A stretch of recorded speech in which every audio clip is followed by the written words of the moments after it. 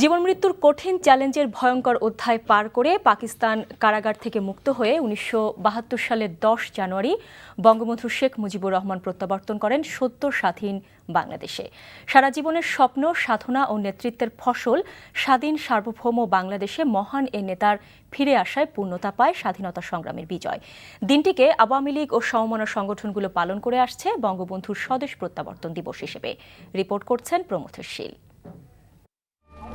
বঙ্গবন্ধু ফিরে এলে তোমার স্বপ্নের স্বাধীন বাংলায়, তুমি আজ ঘরে ঘরে এত খুশি তাই, কি ভালো তোমাকে বাসি বলো কি করে। ৮ই জানুয়ারি ১৯৭২ পাকিস্তান কারাগার থেকে মুক্তি পেয়ে লন্ডন ও দিল্লি হয়ে বঙ্গবন্ধু দেশে প্রত্যাবর্তন করেন ১০ই জানুয়ারি। দীর্ঘ কারাভোগের কারণে ভগ্ন শরীরের বঙ্গবন্ধু ছিলেন অনেক বেশি আত্মবিশ্বাসী। বঙ্গবন্ধুর অনুপস্থিতিতে ১৬ ডিসেম্বর থেকে ১০ই জানুয়ারি পর্যন্ত সদ্য স্বাধীন সার্বভৌম বাংলার মুক্তির স্বাদ যেন অপূর্ণই থেকে গিয়েছিল। গোটা জাতি প্রতীক্ষার প্রহর গুনছিল কখন আসবেন দেশের মহান স্থপতি। তিল ধারণের জায়গা ছিল না সে সময়ের তেজগাঁয় ঢাকা বিমানবন্দর থেকে রেসকোর্স ময়দান পর্যন্ত।